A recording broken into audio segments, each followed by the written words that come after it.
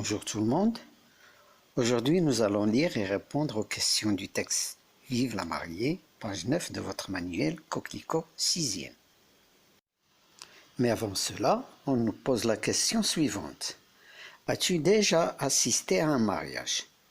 On nous dit aussi de raconter. Donc nous allons répondre à cette question préliminaire avant de lire le texte. On peut dire par exemple, samedi dernier, ma cousine s'était mariée. Nous avons été conviés à la cérémonie de mariage. Maman me vêtit alors de mes plus beaux habits, un beau costume bleu marine, une chemise blanche et une cravate papillon. Elle mit elle-même un beau cafetan et nous allâmes à la salle des fêtes. À l'entrée, nous fûmes accueillis par un jeune homme à qui nous montrâmes nos invitations. Il nous pria de le suivre et nous montra une place au coin de la salle. Les tables étaient rangées et bien dressées. Un orchestre en face jouait de la musique shabi. Des enfants dansaient. Les femmes tapaient des mains. Soudain, le chant de Dqam Rakshia résonna dans la salle. C'était le cortège qui suivait les mariés qui venaient d'arriver. S'ensuivirent alors les youyous des femmes et les sons des musiciens qui devenaient plus forts. Les deux époux s'installèrent sur un trône de mariage en face des invités qui les prenaient en photo. La mariée portait une longue robe blanche avec une traîne et se chaussait de petits talons. Le mari, quant à lui, était vêtu d'une djellaba blanche et se chaussait de babouches jaunes. L'ambiance grandissait à mesure que passait le temps. Tout le monde faisait la fête. Des serveurs distribuaient des plateaux de gâteaux et versaient du thé à la menthe. Vers minuit, le dîner était servi, des poulets aux amandes et de la viande aux pruneaux. Tard à l'aube, les invités commençaient à quitter la salle. Nous fîmes la même chose. Les mariés étaient partis bien avant au son des klaxons des voitures qui les escortaient. Cette fête était vraiment formidable. Maintenant, nous allons lire le texte. Le titre « Vive la mariée ». Les ngefes auxquels on m'a confié m'avaient auparavant habillé, coiffé et maquillé. Elles m'ont mis de somptueux bijoux avant de me couvrir le visage d'un voile blanc et de m'installer dans un palanquin richement et soigneusement orné de tentures. Alors dans ce passage, nous apprenons que les ngefes avaient habillé, coiffé et maquillé la mariée.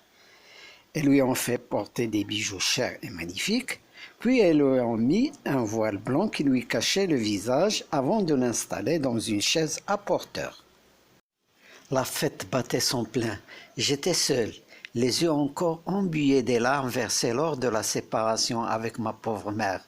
Je remarquai soudain que la couture était quelque peu défaite au niveau de deux pans du tissu que recouvrait mon palanquin. Tout doucement, j'ai agrandi ce petit trou et avec la plus grande discrétion, j'ai pu assister à la cérémonie principale du mariage.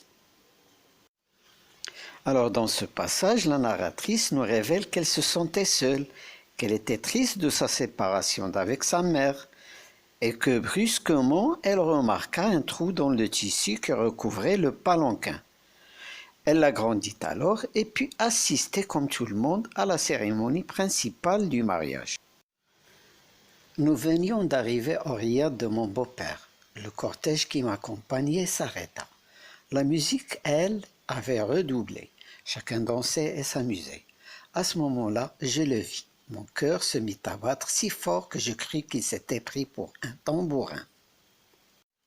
J'essayais de respirer calmement, mais comment faire? Il ne ressemblait à aucune des images que je m'étais faites de lui. Blond comme neige, avec des cheveux châtains très raides et des yeux verts d'une infinie bonté. Il marchait avec élégance, radieux dans sa belle djellaba blanche.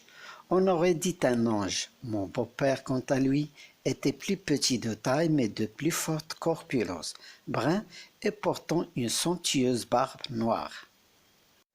Alors, tout au long de ce passage, la mariée couvre d'éloges son mari qu'elle n'avait jamais vu avant. Elle le trouvait beau, élégant et bien différent de ce qu'elle s'imaginait. Le père du mari était plus petit, brun et de forte stature. Sa beauté rivalisait avec sa prestance. Lorsque les femmes qui m'avaient apprêté se mirent à chanter mes louanges, les invités dont j'essayais de deviner l'identité se mirent à leur donner de l'argent, bénissant ainsi mon arrivée et me libérant d'un gage imaginaire qui m'avait retenue prisonnière dans la maison de mon père. À chaque énoncé d'une de mes qualités, les sommes recueillies étaient plus importantes. Elles redoublaient donc d'imagination pour faire monter les enchères. J'étais tout à la fois la beauté et le charme personnifiés, la fleur éblouissante sous la rosée, la frêle branche d'amandier, la subtile goutte de miel, la plantureuse date sucrée. Là, la narratrice relate le rituel communément connu sous le nom de Rama, et qui consiste à verser de l'argent en Gefet pour la libérer d'un gage imaginaire et la laisser rejoindre la maison de son époux. Mon beau-père s'avança enfin. Il sortit de sa poche une bourse pleine de pièces d'or et la lança dans leur direction en riant. Son air sévère se dissipa et un sourire éclatant illumina son visage. La supérieure d'Engefes comprit qu'elle devait cesser un panégyrique bien rentable et me conduire de l'autre côté du riad, là où se déroulait la cérémonie des femmes. Alors nous comprenons de ce geste du père du mari qu'il met fin à ce gage en versant une énorme somme d'argent. Alors ceci va permettre à l'épouse de rejoindre enfin la cérémonie des femmes de l'autre côté du riad. Passons maintenant aux questions. Alors, première rubrique, je relis pour répondre aux questions. Première question, qui raconte ce récit? Alors, la réponse, c'est la jeune mariée qui raconte ce récit. Deuxième question, en quoi consiste la préparation de la mariée par l'Engefet? Alors là, nous l'avons vu dans le texte, l'Engefet habille, coiffe et maquille la mariée. Troisième question, comment la mariée a-t-elle pu assister au déroulement de la cérémonie de son mariage? La réponse, elle a réussi à agrandir le petit trou entre les deux pans du tissu que recouvrait son palanquin. Quatrième question, à qui renvoie le pronom le dont à ce moment-là, je le vis? Alors là, le pronom le renvoie ici au mari. Dernière rubrique, je lis entre les lignes. Première question, la jeune mariée avait-elle rencontré son mari avant cette cérémonie? Justifie ta réponse.